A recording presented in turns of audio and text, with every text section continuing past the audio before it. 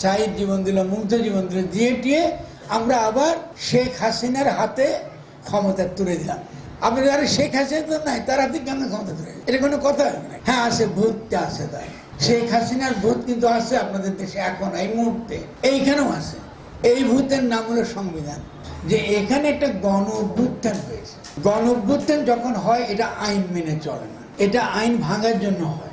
আইন ভেঙে আবার যে যারা গণ অভ্যুত্থান করলো তারা নিজেদেরকে নতুন করে গঠন করবার জন্য আবার নতুন ব্যবস্থা, নতুন আইন, নতুন সংস্কৃতি, নতুন ভাষা, নতুন নিয়মকানুন করে। এটা বলে গণ অভ্যুত্থানের কাজগুলি। এটা আমরা কি করছি? আমরা উল্টাটা করছি। আমরা গণ অভ্যুত্থান করলাম, এতগুলো লোক আমরা জীবন দিলাম, আমাদের কি শাহিদ জীবন দিল, মুগ্ধ জীবন দিল, দিয়ে আমরা আবার শেখ হাসিনার হাতে ক্ষমতা তুলে দিলাম। আপনার যারা শেখ হাসিনা তো নাই, তার হাতে কেন ক্ষমতা তুলে? এটা কোনো কথা নাই। হ্যাঁ আছে, ভূতটা আছে, তাই শেখ হাসিনার ভূত কিন্তু আছে আপনাদের দেশে এখন এই মুহূর্তে, এইখানেও আছে। এই ভূতের নাম হলো সংবিধান।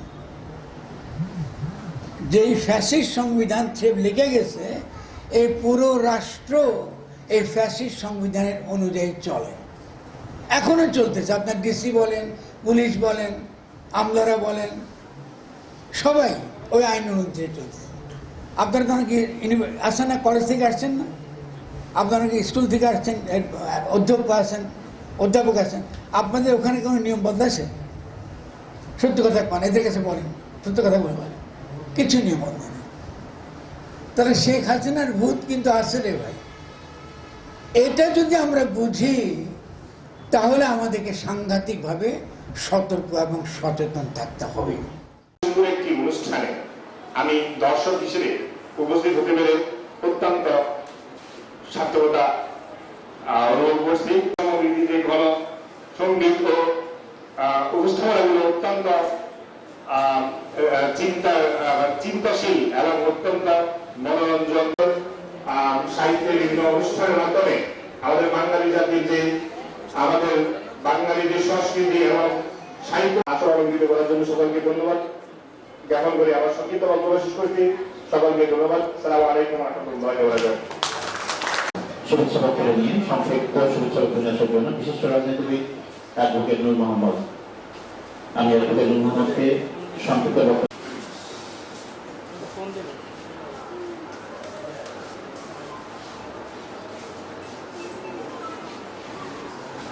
দেওয়ার জন্য লক্ষ্মীপুর জেলা সাহিত্য সংসদকে ধন্যবাদ জানাই। আর আমাদের আজকে এই পর্যায়ে আমাদের মাঝে শুভেচ্ছা বক্তব্য নিয়ে আসছেন জনাব শামসুল করিম খোকন, বাংলাদেশ সংসদের সম্মানিত সাধারণ সম্পাদক, আমাদের সকলের শ্রদ্ধাভাজন, আমাদের পরিবেশে আমরা কাজ করেছি। আমি মানবাধিকার নিয়ে কাজ করি, যে